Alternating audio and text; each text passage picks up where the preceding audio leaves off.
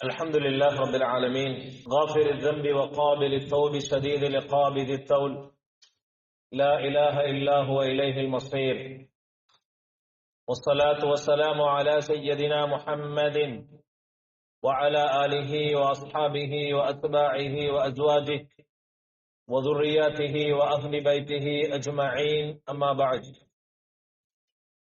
فقد قال الله تعالى في القرآن الكريم أعوذ بالله من الشيطان الرجيم بسم الله الرحمن الرحيم وعباد الرحمن الذين يمشون على الأرض هونا وإذا خاطبهم الجاهلون قالوا سلاما والذين يبيتون لربهم سجدا وقياما والذين يقولون ربنا اصرف عنا عذاب جهنم إن عذابها كان غراما إنها ساءت مستقرا ومقاما صدق الله العظيم وقال رسول الله صلى الله عليه وسلم أيها الناس أفشوا السلام وأطعموا الطعام وصلوا الأرحام وصلوا بالليل والناس نيام تدخلوا الجنة بسلام أو كما قال عليه الصلاة والسلام. உலகத்தை படைத்து பரிபாலிக்க கூடிய எல்லாம் வல்ல அல்லாஹுக்கே புகழ் அனைத்தும் அல்ஹம்துலில்லாஹ். இவ்வுலகில் வாழுகின்ற மக்களை நேரான சீரான பாதையில வழிகாட்டுவதற்காக முழு உலகத்திற்கும் அன்பாக அருளாக அனுப்பப்பட்ட எமது உயிரிலும் மேலான ஸல்லல்லாஹு அலைஹி வஸல்லம் அவர்கள் மீதிலும் அன்னாரின் சுன்னாக்களை வாழ்க்கை வழிமுறைகளை எடுத்து நடந்த கண்ணியமான சஹாபாக்கள் தாபிஈன்கள் நல்லடியார்கள் இவ்வுலகில் வாழுகின்ற முஃமினான முஸ்லிமான அனைவர்கள் மீதும் சாந்தியும் சமாதானமும் உண்டாவதாக. அல்லாஹுடைய மாளிகையில் இஅ்திகாஃபுடைய நியத்துடன் அமர்ந்திருக்கும் இஸ்லாமிய சகோதரர்களே, அல்லாஹுவின் நல்லடியார்களே, அல்லாஹுடைய கட்டளைகளை எமது வாழ்க்கையில இயன்றளோ அவைகள் எடுத்து நடந்தும் அவனால் ஹராமாக்கப்பட்ட விடயங்களை எமது வாழ்க்கையிலே முற்று முழுதாக அவைகளை தவிர்த்து வாழும்படி முதற்கண் குறைகள் நிறைந்த எனக்கும் அப்பால் உங்களுக்கும் தக்வாவை கொண்டு வசியத்தும் நசீஹத்தும் செய்து கொள்கின்றேன். அன்புக்குரியவர்களே, அல்லாஹுவின் நல்லடியார்களே, அல்லாஹு தஆலா குர்ஆனில் ஏகத்துவம் தௌஹீதை பற்றி நிறைய இடங்கள்ல பேசியிருக்கிறான். அதற்கு பின்னால் பேசப்பட்ட ஒரு முக்கியமான ஒரு விடயம்தான் குடும்ப வாழ்வை பற்றி அல்லாஹ் தஆலா பேசியிருக்கிறான். சில இடங்களில் குடும்ப வாழ்வை பற்றி சத்தியமிட்டு சொல்லியிருக்கிறான். வவாலிதி வமா வலத், பெற்றோர்கள் மீதும் அந்த பெற்றோர்கள் பெற்றெடுக்கக்கூடிய குழந்தைகள் மீதும் சத்தியமாக என்று அல்லாஹ் சத்தியமிட்டு சொல்கின்றான். ஒரு சமூகத்துடைய முன்னேற்றத்தின் முக்கிய பங்களிப்பு குடும்ப வாழ்க்கையில் இருக்குது. திருமணம் முடிப்பது ஆசைக்கு மட்டுமல்லாத ஒரு இபாதத்.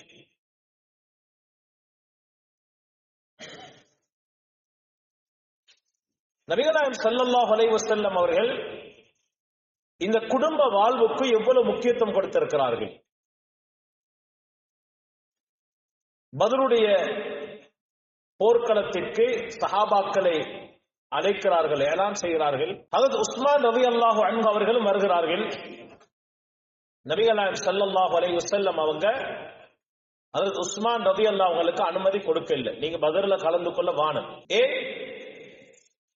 உஸ்மான் ரலியல்லாஹு அன்ஹு அவர்களுடைய மனைவி ருக்கையா ரலியல்லாஹு அன்ஹா அவங்க கடுமையான நோய்வாய்ப்பட்டு இருக்கிறாங்க. ஹஜ்ரத் ரசூலுல்லாஹி ஸல்லல்லாஹு அலைஹி வஸல்லம் அவங்க உஸ்மான் ரலியல்லாஹு அவங்களுக்கு அனுமதி கொடுக்கல. உங்களுக்கான ஜிஹாது, உங்களுக்கான போர், உங்களுடைய மனைவியிடத்தில் நீங்கள் இருந்து அந்த மனைவியை கண்காணிப்பதுதான் உங்களுக்கான போர்க்களம், உங்களுக்கான போராட்டம் என்று சொன்னாங்க ரசூலுல்லாஹி ஸல்லல்லாஹு அலைஹி வஸல்லம். இது ரசூலுல்லாஹுடைய சொந்த வார்த்தை அல்ல, அல்லாஹுடைய கட்டளை. எவ்வளவு முக்கியத்துவம் கொடுத்திருக்கிறார்கள் குடும்ப வாழ்வுக்கு. ஒருவர் ஹஜ்ஜுக்கு தயாராகிறார், உடலிலே பலம் இருக்கிறது, செல்வம் இருக்கிறது, ஹஜ்ஜுக்கு தயாராகிறார். தன்னுடைய மனைவிக்கு கடுமையான நோய். எங்களுடைய மார்க்கம் சொல்லுது, உங்களுடைய ஹஜ்ஜ அடுத்த வருஷம் நீங்க பிற்படுத்திக்கோங்க, இப்ப உங்களோட மனைவியை கவனிங்க. சுப்ஹானல்லாஹ். எவ்வளவு ஆழமாக பேசுகிறது ஃபேமிலி லைஃபை பற்றி, குடும்ப வாழ்வை பற்றி. அல்லாஹ்வும் அல்லாஹ்வுடைய தூதரும் எவ்வளவு ஆழமாக பேச இருக்கிறார்கள். அன்புக்குரியவர்களே, அல்லாஹ்வின் நல்லடியார்களே, குடும்ப வாழ்வை பொறுத்தளவில் எல்லாமே தர்மம் தான். குடும்ப வாழ்வில் ஏற்படுகின்ற ஒவ்வொரு நல்ல விஷயமும் தர்மம் செய்வதற்கு சமமானது. முஸ்லிமில் ஒரு ஹதீஸ் பதிவு செய்யப்பட்டிருக்கிறது. அல்லாஹ்வின் தூதர் ஸல்லல்லாஹு அலைஹி வஸல்லம் சொன்னார்கள், ஃபீ புதுஇ அஹதிக்கும் ஸதகா. உங்களுடைய மனைவியோடு இருக்கின்ற அந்த உறவும் சதகா என்றார்கள். சஹாபாக்கள் கேட்டார்கள், அயஅதி அஹதுனா ஷஹ்வதஹு வயகூனு லஹு ஃபீஹா அஜ்ருன். யா ரசூலல்லாஹ், ஒருவர் தன்னுடைய ஆசையை நிவர்த்தி செய்து கொள்வதற்கும் சதகாவுடைய நன்மை இருக்குதா என்று கேட்டார்கள். சொன்னாங்க ரசூலுல்லாஹி ஸல்லல்லாஹு அலைஹி வஸல்லம், அரஐதும் லவ் வதஅஹா ஃபீ ஹராமின் அகான அலைஹி விஸ்ருன். ஒருவர் அந்த உறவை ஹராமானதன் பக்கம் அவரே உறவு கொண்டால் அவருக்கு பாவம் இருக்காதா? சொன்னாங்க ஸல்லல்லாஹு அலைஹி வஸல்லம், فكذلك اذا وضعها في الحلال كان له اجر. அவ்வாறுதான் அந்த உறவை, அந்த ஆசையை ஹலாலான முறையிலே ஆக்கிக் கொண்டால் அவருக்கும் கூலி இருக்கிறது என்று சொன்னாங்க ரசூலுல்லாஹி ஸல்லல்லாஹு அலைஹி வஸல்லம். எவ்வளவு அற்புதமான ஒரு மார்க்கம். இன்னும் ஒரு ஹதீஸ்லே அல்லாஹ்வின் தூதர் ஸல்லல்லாஹு அலைஹி வஸல்லம் சொன்னார்கள், உங்களுடைய மனைவியின் வாயில் ஒரு பிடி உணவை நீங்கள் ஊற்றி விடுவதும் சதகா, அதுவும் தர்மம் என்று ஸல்லல்லாஹு அலைஹி வஸல்லம் அவர்கள் சொன்னார்கள். இன்னும் ஒரு ஹதீஸிலே சொன்னார்கள் அல்லாஹ்வின் தூதர் ஸல்லல்லாஹு அலைஹி வஸல்லம், ஒருவர் தன்னுடைய குடும்பத்துக்கு செலவழிக்கின்றார், வஹுவ யஹ்தஸிபுஹா, அந்த செலவழிப்பு நன்மையை நாடி செலவழிக்கிறார், நன்மையை நாடுறாரு. சொன்னாங்க அல்லாஹ்வின் தூதர் ஸல்லல்லாஹு அலைஹி வஸல்லம், ஃபஹிய லஹு ஸதகா, அதுவும் அவருக்கு தர்மம் என்று சொன்னாங்க அல்லாஹ்வின் தூதர் ஸல்லல்லாஹு அலைஹி வஸல்லம்.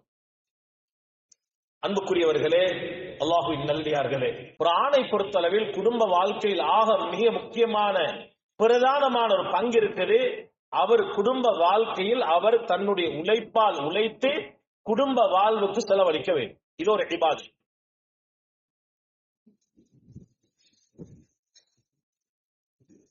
தான் கஷ்டப்பட்டு வியர்வை சிந்தி பாரங்களை தூக்கி மலையிலே நனைந்து வெயிலிலே காய்ந்து உழைத்து ஹலாலான முறையில் உழைத்து தன்னுடைய பிள்ளைகளுக்கு படிக்க வைக்கிறார், பிள்ளைகளுக்கு சாப்பிட கொடுக்கிறார், மனைவியுடைய தேவையை பூர்த்தியாக்குறார், ஆடைகளை வாங்கி கொடுக்கிறார். சொன்னாங்க அல்லாஹ்வின் தூதர் ஸல்லல்லாஹு அலைஹி வஸல்லம் அவங்க, இது அவருக்கு தர்மம், இதுக்கு கூலி இருக்குது என்று சொன்னார்.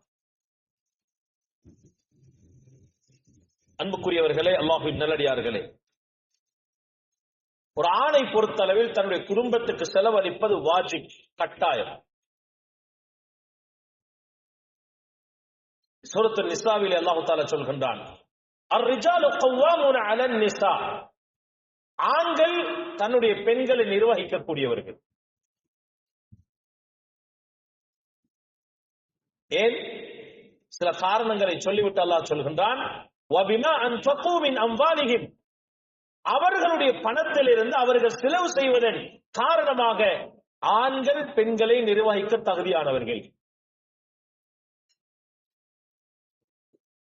ஒரு மனைவியுடைய முழு பொறுப்பும் கணவனுக்குரியது, பிள்ளைகளுடைய முழு செலவும் கணவனுக்குரிய தந்தைக்குரியது. ஒரு மனைவி வசதியோடு வாய்ப்போடு இருக்கிறாங்க. அவர் அந்த பெண் ஹலாலாக்கப்பட்ட முறையிலே, அனுமதிக்கப்பட்ட முறையிலே தொழில் செய்து கொண்டிருக்கிறார். அப்படி இருந்தாலும் அந்த பெண்ணுக்கு குடும்பத்தை கவனிக்க வேண்டிய அவசியம் கிடையாது, செலவழிக்க வேண்டிய தேவை கிடையாது. அந்த பெண்ணையும் கவனிப்பது, அந்த பிள்ளைகளையும் கவனிப்பது, செலவழிப்பது ஒரு ஆணுடைய பொறுப்பு என்பதை இஸ்லாம் வலியுறுத்தி சொல்லி இருக்கிறது. அதனால தான் சீதனம் ஹராம் என்று எங்களுடைய மார்க்கம் வலியுறுத்துகிறது. பெண் வீட்டார்கள் எதையும் எடுக்காதீர்கள், மகர் நீங்கள் கொடுங்கள், அந்த பெண் வசிப்பதற்கான வீடு நீங்கள் கொடுங்கள், அந்த பெண்ணுடைய ஆடையை நீங்கள் கொடுங்கள், அந்த பெண்ணுக்கான உணவு நீங்க வழங்குங்கள். முழு பொறுப்பும் ஆணுக்குரியது. முஸ்லிம்கள் ஒரு ரிவாயத்து வருகிறது, அல்லாஹ்வின் தூதர் ஸல்லல்லாஹு அலைஹி வஸல்லம் அவங்க சொன்னாங்க, தீனாருன் அன்ஃபக்தஹு ஃபீ சபீலில்லாஹ். ஒருவரிடத்தில் ஒரு தீனார் இருக்கு.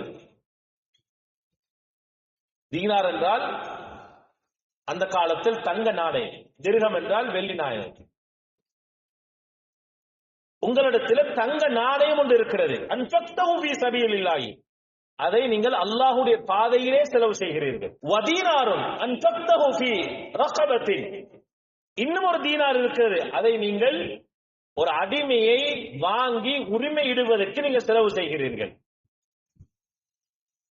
வதீனாருன் தஸத்தக்த பிஹி அலா மிஸ்கீனின், இன்னொரு தீனார் இருக்கிறது, அதை நீங்க ஒரு மிஸ்கீனுக்கு, ஒரு ஏழைக்கு நீங்கள் கொடுத்து உதவுகிறீர்கள். இத மூன்றில எது சிறந்தது? ஒருவர் தன்னுடைய குடும்பத்துக்கு செலவு செய்கிறார், இன்னும் ஒரு தீனாரை ஒரு அடிமையை உரிமையிடுவதற்கு செலவு செய்கிறார், இன்னொரு தீனாரை ஒரு ஏழைக்கு உதவி செய்கிறார். எங்கட பார்வையில் எது சிறந்ததா இருக்கு? அல்லாஹ்வுடைய மஸ்ஜிதுக்கு கொடுத்தா சிறந்தது, மாற்று கருத்தில்லை, சிறந்ததுதான். ஒரு ஏழை எளியவருக்கு உதவி செய்கிறார், எங்களுடைய பார்வையில் அது சிறந்ததா இருக்கும். ஆனால் அல்லாஹ்வின் தூதர் ஸல்லல்லாஹு அலைஹி வஸல்லம் சொன்னார்கள், அஅஸமுஹா அஜ்ரன் அல்லதி அன்ஃபக்தஹு அலா அஹ்லிக், உங்களோட குடும்பத்தின் மீது நீங்க செலவு செஞ்சீங்களே அதுக்கு தான் உங்களுக்கு நிறைய கூலி இருக்குது என்று அல்லாஹ்வின் தூதர் ஸல்லல்லாஹு அலைஹி வஸல்லம் அவங்க சொன்னாங்க. சுப்ஹானல்லாஹ். ஒரு ஆணுக்கு சும்மா இருக்கேனுமா? ஒரு குடும்ப தலைவருக்கு தொழில் செய்யாம இருக்கேனுமா? அந்த சொசைட்டி பார்ப்பாங்க, இவங்க கவனிப்பாங்க, மாமி பார்ப்பாங்க, மாமா பார்ப்பாங்க, ஏலாது. தான் செலவழிக்கும், தன்னுடைய மனைவிக்கு தான் செலவழிக்கும். யாரையும் குத்தம் சொல்லவும் முடியாது, குறை சொல்லவும் முடியாது. அவங்க தரல, இவங்க தரல, இவங்களோட பங்கு கிடைக்கல, அவங்களோட பங்கு கிடைக்கல. இல்ல, ஒரு ஆண் தன்னுடைய மனைவிக்கு அவர் செலவழிப்பார், அதுதான் சிறந்தது. அல்லாஹ்வின் தூதர் ஸல்லல்லாஹு அலைஹி வஸல்லம் சொன்னாங்க, புகாரில இந்த ஹதீஸ் பதிவு செய்யப்பட்டு இருக்கிறது, வஇன்னக லன் துன்ஃபிக நஃபகத்தன் தப்தகி பிஹா வஜ்ஹ அல்லாஹ். ஒரு மனிதர் அல்லாஹ்வுடைய பொருத்தத்தை நாடி தன்னுடைய குடும்பத்துக்கு செலவழிக்கிறார். அல்லாஹ்வுடைய பொருத்தம். சில பிழையான ஒரு கண்ணோட்டம் இருக்குது. வீடுகள்ல சில தவறுகள் நடக்கிற நேரத்தில் குடும்ப தலைவர் நினைக்கிறார், இவங்களுக்கு செலவழிக்க கூடாது, இவங்களை பட்டினில போடணும், இவங்களுக்கு ஒரு பாடம் படிச்சு கொடுக்கணும். இதையும் தாண்டி சொல்வதாக இருந்தால், கணவன் மனைவிக்கு மத்தியில் ஒரு பிரிவு ஏற்பட்டு விட்டது, அல்லாஹ் பாதுகாக்கணும். அப்படி நிகழ்வுகள் நடந்து இருக்குது. மனைவி 2-3 குழந்தைகளோடு வேறையாகிவிட்டால் இவர் சொல்லுவாரு, அவட நினைச்ச மோப்புக்கு பிரிஞ்சாதானே நான் ஒன்றும் கொடுக்க மாட்டேன், செலவழிக்க மாட்டேன். அந்த பிள்ளைகளுடைய முழு பொறுப்பும் தந்தைக்குரியது. அந்த பெண் இத்தாவுடைய கடமையை நிறைவேற்ற வரும் வரைக்கும், நிறைவேற்றி முடிக்கும் வரைக்கும் இவர் செலவழிக்கும். وَعَلَى الْمَوْلُودِ لَهُ رِزْقُهُنَّ وَكِسْوَتُهُنَّ بِالْمَعْرُوفِ. தன்னுடைய பிள்ளைகளுக்கு, தன்னுடைய மனைவிக்கு எந்த அளவுக்கு குர்ஆன் சொல்லுது என்றால், நீங்க மனைவியோடு வாழ்ந்து கொண்டிருக்கிறீங்க, ஏதோ மனைவியுடைய ஒரு நடத்தை உங்களுக்கு பிடிக்கல, மனைவியை நீங்க தலாக் பண்ண போறீங்க. நீங்க தலாக் பண்ணினாலும் அந்த இத்தாவுடைய காலம் முடியும் வரைக்கும் அந்த பெண்ணுடைய வீட்டு செலவு உங்களுடைய செலவு தான். நீங்க தான் சாப்பாடு கொடுக்கணும், நீங்க தான் ஆடை கொடுக்க வேண்டும், நீங்க தான் உணவு கொடுக்க வேண்டும். இதையும் விட தாண்டி குர்ஆன் சொல்லுகிறது, நீங்க வசிக்கிற இடத்துல அவங்கள வசிக்க வைங்க. தலாக் சொல்லப்படுகின்ற பெண்களுக்கு அந்த சட்டம் என்றால், எங்களோடு வாழ்கின்ற பெண்களுக்கு எவ்வளவு கவனிக்க வேண்டும். நாங்கள்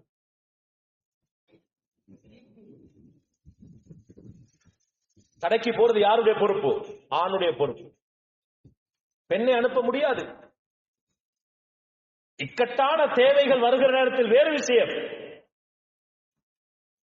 மற்ற நேரங்களில் பொருட்களை வாங்கி கொடுப்பது, ஆடைகளை வாங்கி கொடுப்பது, மனைவி நோய்வாய்ப்பட்டால் மனைவியை அழைத்து சென்று மருந்து வாங்கி கொடுப்பது எல்லாம் கணவனுடைய பொறுப்பு. இதெல்லாம் நாங்க சாட்டிட்டோம் வேறொருத்தருக்கு. இவர் தொழில பிஸி, மனைவிக்கு சோம் இல்லைன்னா ஒரு ஆட்டக்காரரை கூப்பிட்டு அனுப்புறாரு. மகரம் பேணப்படுதா? இல்லை.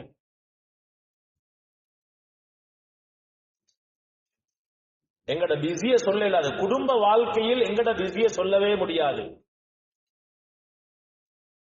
நாங்க நிக்கா செய்யற நேரத்தில் முழு பொறுப்பை வாங்கிட்டோம், உங்களே நாங்க பாதுகாத்தோம். எந்த அளவுக்கு எங்கட மார்க்கம் பேசி இருக்குது என்றால், நீங்க ஒரு பெண்ணை நிக்கா செய்கிறீர்கள்,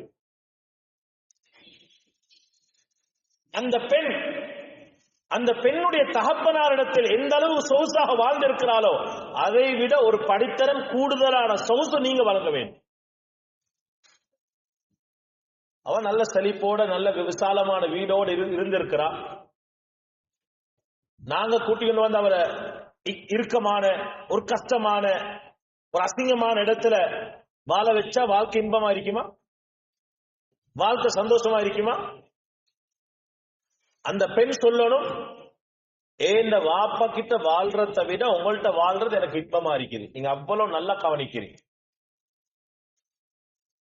இதுக்குதான் இஸ்லாம் நிக்காக செய்யும் போது குஃபு பார்க்க சொல்லுகிறது. பொருத்தம் பாருங்கள். உங்களை விட வசதியுள்ள ஒரு பெண்ணை நீங்கள் நிக்கா செய்தால் அந்த பெண் என்ன தரத்தில் வாழ்கின்றார்களோ அந்த தரத்தில் வாழ வைப்பது உங்கள் மீது கடமை, ஒரு ஆணின் மீது கடமை. நபிகள் நாயகம் ஸல்லல்லாஹு அலைஹி வஸல்லம் அவர்கள் சில துணைமார்கள் இருந்தார்கள். மாரியத்துல் குப்தியா என்ற ஒரு பெண்மணி இருந்தாங்க. ஸல்லல்லாஹு அலைஹி வஸல்லம் அவங்க இவங்கள மதீனால ஒரு அவாலி என்ற இடத்துல, அதாவது நல்ல பயிர்கள் வளரக்கூடிய ஒரு இடத்துல தான் வாழ வச்சிருந்தாங்க. மாரியத்துல் குப்தியா ரலியல்லாஹு அன்ஹா அவங்க ஏன் அப்படி வாழ வச்சாங்க? அவங்க மிஸ்ர் நாட்டை சேர்ந்தவங்க. மாரியத்துல் குப்தியா ரலியல்லாஹு அன்ஹா அவங்க மிஸ்ர் நாட்டை சேர்ந்தவங்க. அவங்க வாழ்ந்த இடம் ஒரு வித்தியாசமான இடம், ஒரு குளிர் பிரதேசம். பயிர்கள் வளரக்கூடிய இடத்திலே வாழ்ந்தார்கள், நிழல் தரக்கூடிய ஒரு இடத்திலே வாழ்ந்தார்கள். அந்த பெண்ணை ரசூலுல்லாஹி ஸல்லல்லாஹு அலைஹி வஸல்லம் அவங்க பாலைவனத்தில் வாழ வைத்திருந்தால் என்ன நடந்திருக்கு? வாழ்க்கை செட் ஆயிருக்குமா?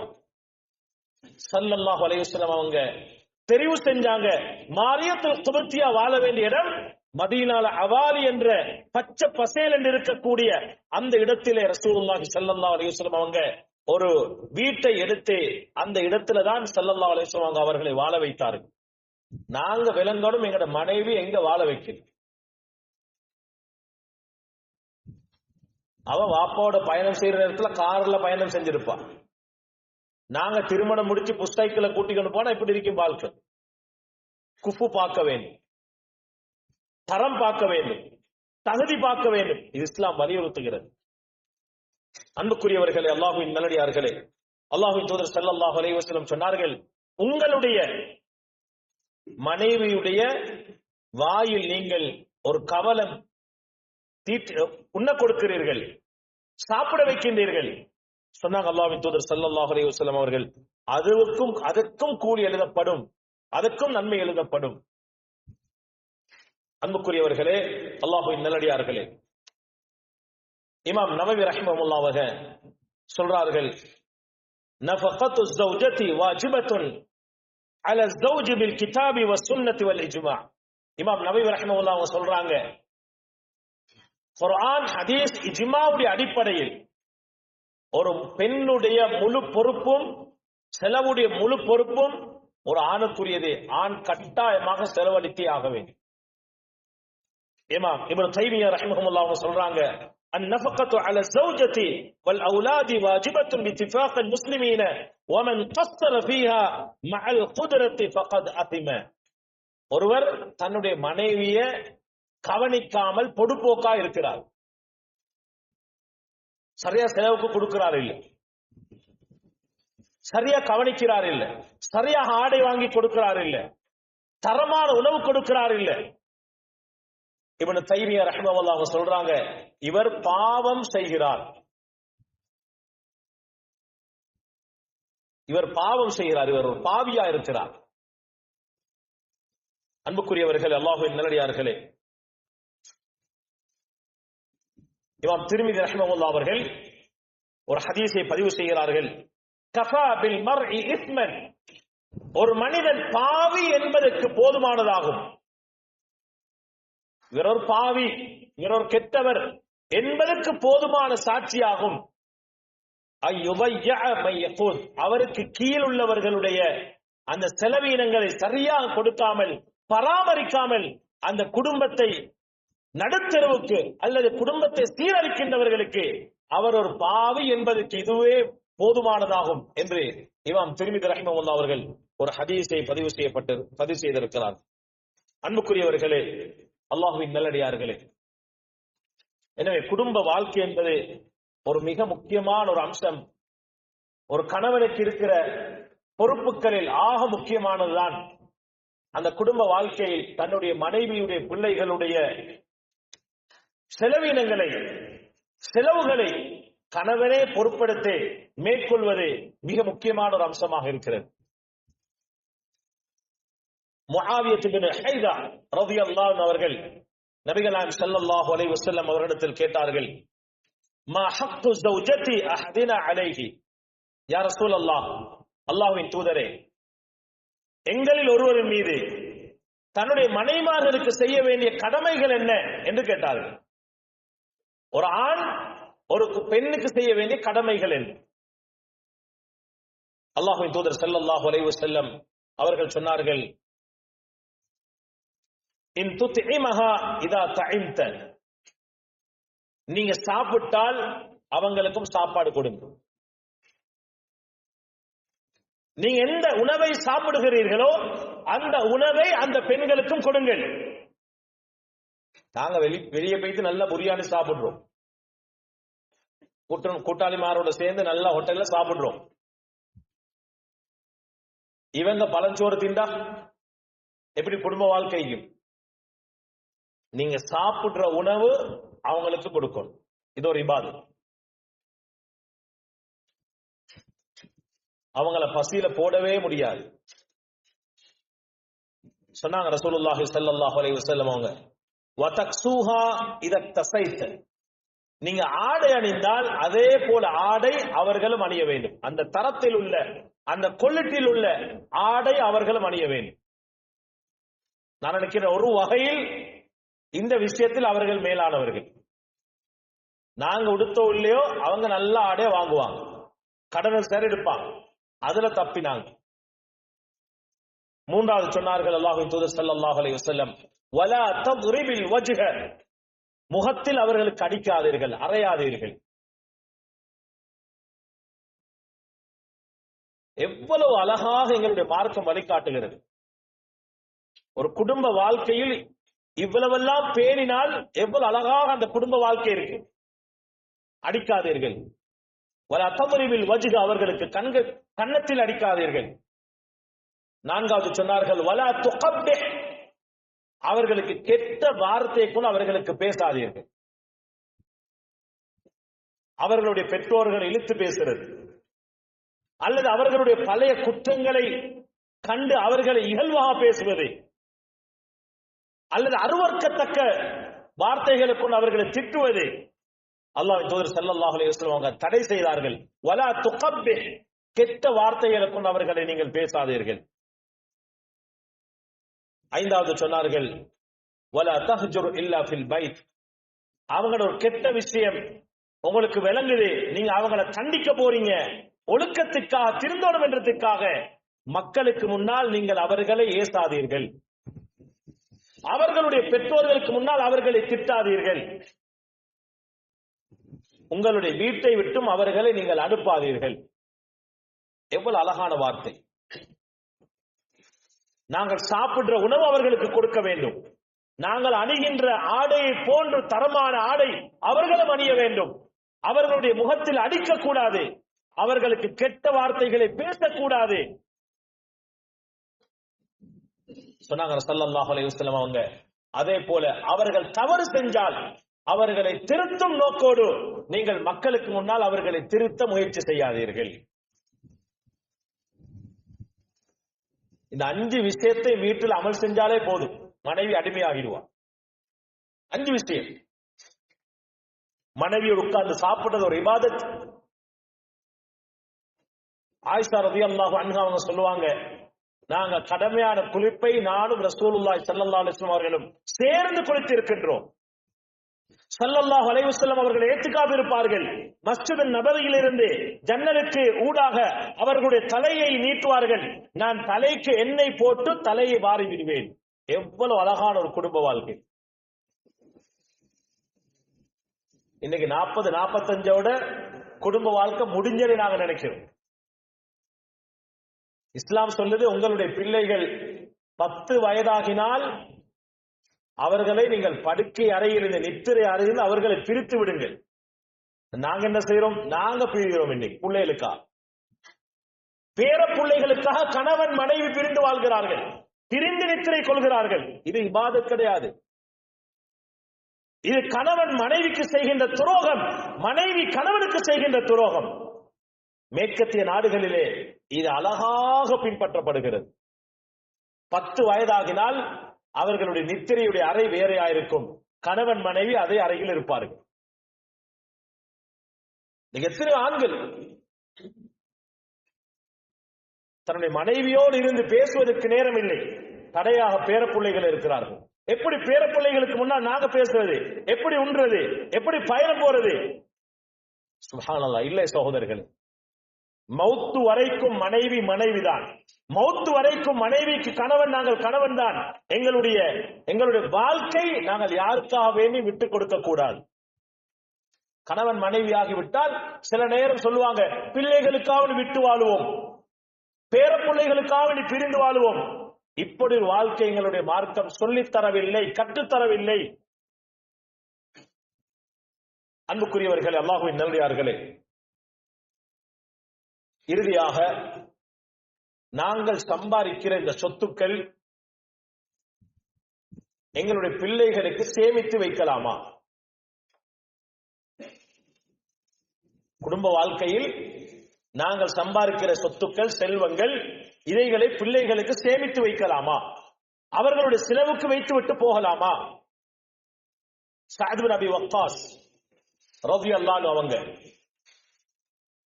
சொர்க்கத்துக்கு நன்மாராயம் கூறப்பட்ட ஒரு சஹாபி. இவர்களுடைய கடைசி நேரம், இவங்க உணர்றாங்க, இன்னும் கொஞ்ச நாள்ல நாங்க வஃபாத் ஆகிடுவோம். வந்தாங்க ரசூலுல்லாஹி ஸல்லல்லாஹு அலைஹி வஸல்லம் அவங்கள்ட்ட, யா ரசூலல்லாஹ், வஅன து மாலி, நான் ஒரு செல்வந்தன், நான் ஒரு பணக்காரன். சஅத் பின் அபி வக்காஸ் ரலியல்லாஹு அன்ஹு சொல்றாங்க, நான் ஒரு செல்வந்தர். வலா யர்சுனி இல்லா இப்னத்துல் லி வாஹிதா, எனக்கு ஒரே ஒரு மகள் தான் இருக்கிறாங்க, இந்த முழு சொத்துக்கும் அந்த மகள் தான் வராசத்தாக வர போறாங்க, என்னுடைய அனந்தர சொத்தெல்லாம் என் மகளுக்கு தான் போக போகுது. கேட்டாங்க ரசூலுல்லாஹி ஸல்லல்லாஹு அலைஹி வஸல்லம் அவங்கள்ட்ட, அஃப தஸத்தகு பிசுலுஸை மாலி, இந்த பணத்துல 3/2 சதகா செய்யட்டுமான்னு கேட்டான். குடும்பம் எவ்வளவு முக்கியம் என்றது இந்த ஹதீஸ் விளங்குது. குடும்பத்துக்கு நாங்க எவ்வளோ சேர்க்கணும், எவ்வளவு குடும்பத்தில விஷயத்துல முயற்சி செய்யணும் என்றது இந்த ஹதீஸ் எங்களுக்கு தெளிவு காட்டு. யா ரசூலல்லாஹ் செல்வம் இருக்குது, எனக்கு ஒரே ஒரு மகள் தான் இருக்கிறாங்க, இந்த முழு சொத்திலும் 3/2 சதக்கா செய்யட்டுமா? நாங்க என்ன சொல்லுவோம், நல்ல விஷயம், பள்ளி கொடுத்துட்டு போங்க, ஒரு மதரசா கொடுங்க, இல்லாட்டி ஏதாவது ஒரு சொசைட்டி ஒன்று கொடுங்க, இல்லாத ஒரு நிறுவனத்துக்கு கொடுங்க, கட்டாயம் செய்யணும் என்றுதான் நாங்க சொல்லுவோம். ஸல்லல்லாஹு அலைஹி வஸல்லம் சொன்னாங்க, ஏல அப்படி கொடுக்கலாம்டா. யா ரசூலல்லாஹ், என்னுடைய முழு சொத்திலும் அரைவாசி நான் கொடுக்கட்டுமா? சொன்னாங்க ரசூலுல்லாஹ் ஸல்லல்லாஹு அலைஹி வஸல்லம், ஏல அப்படி கொடுக்கவும் இயலாது. யா ரசூலல்லாஹ், சுலுஸ் 3/1 கொடுக்கட்டுமான்னு கேட்டாங்க. சொன்னாங்க ஸல்லல்லாஹு அலைஹி வஸல்லம், அஸ்ஸுலுஸு கஸீருன், 3/1 3/1 கூடதான். புகாரில பதிவு செய்யப்பட்டிருக்க ஹதீஸ், 3/1 கொடுக்கிறதும் கூடதான். சொல்லிவிட்டு சொன்னாங்க அல்லாஹ்வின் தூதர் ஸல்லல்லாஹு அலைஹி வஸல்லம், இன்னக அன் ததர வரஸதக அக்னியா கைருன் மின் அன் ததரஹும் ஆலதன் யதகஃபஃபூன அன்னாஸ். சொன்னாங்க அல்லாஹ்வின் தூதர் ஸல்லல்லாஹு அலைஹி வஸல்லம் அவங்க, நீங்க உங்களோட முழு சொத்தையும் மஸ்ஜிதுக்கோ நல்ல இதுக்கோ நல்ல செலவழிச்சிட்டு நீங்க சதகா கொடுத்துட்டு உங்களோட பிள்ளைகள் கையேந்திரத்தை விட எல்லாம் கொடுத்தாச்சு, பிள்ளைகளுக்கு ஒன்றும் இல்ல, பாப்பா மௌத்தானது பூரா பிள்ளைகள் கையேந்துறாங்க, இந்த நிலைமையை விட உங்களோட பிள்ளைகளை செல்வந்தர்களாக நீங்க ஆக்கி வச்சுட்டு போறது ஆக சிறந்தது என்று அல்லாஹ்வின் தூதர் ஸல்லல்லாஹு அலைஹி வஸல்லம் அவங்க சொன்னாங்க. அப்ப குடும்பத்துக்கு செலவழிக்கிறது எவ்வளவு முக்கியமான ஒரு அமல். நாங்க எல்லாரும் பேசுறோம், நபி ஸல்லல்லாஹு அலைஹி வஸல்லம் அவங்க மௌத்தாகிற நேரம் அது உண்மையும் தான், அதுக்கு மறுக்கிறதுக்கு எந்த ஒரு காரண கருத்தும் எங்களுக்கு சொல்ல முடியாது.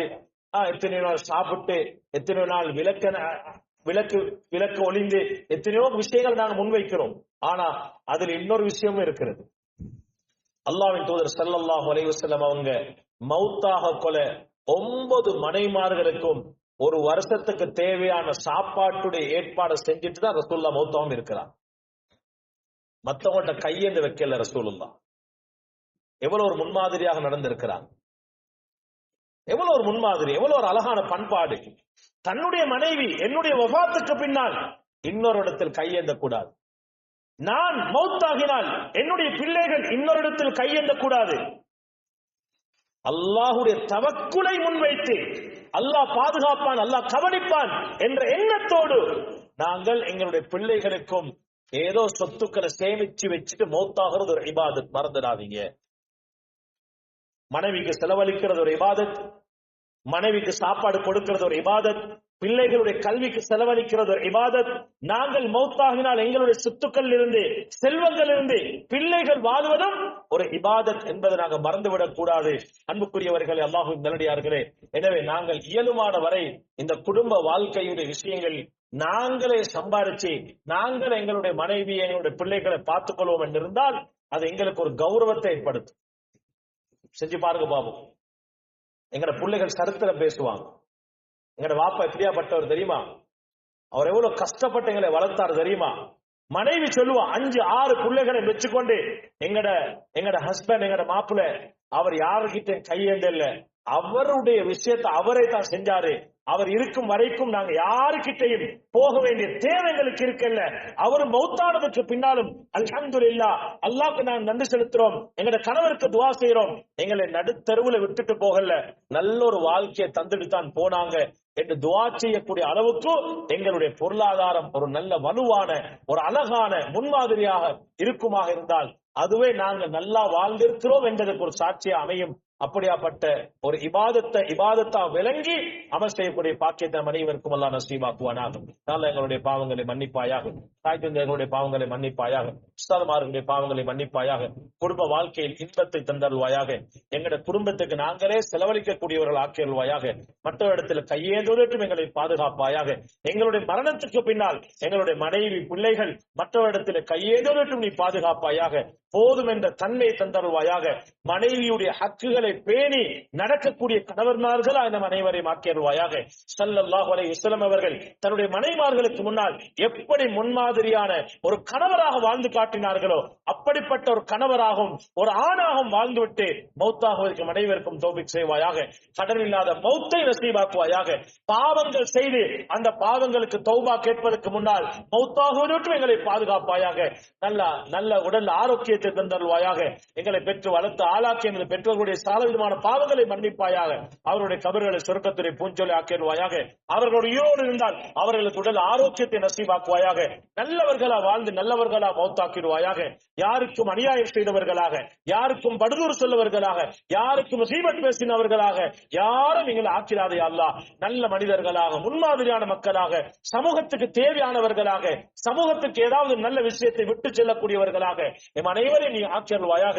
வஆகிரு தஅவானா அல்ஹம்துலில்லாஹி ரப்பில் ஆலமீன்.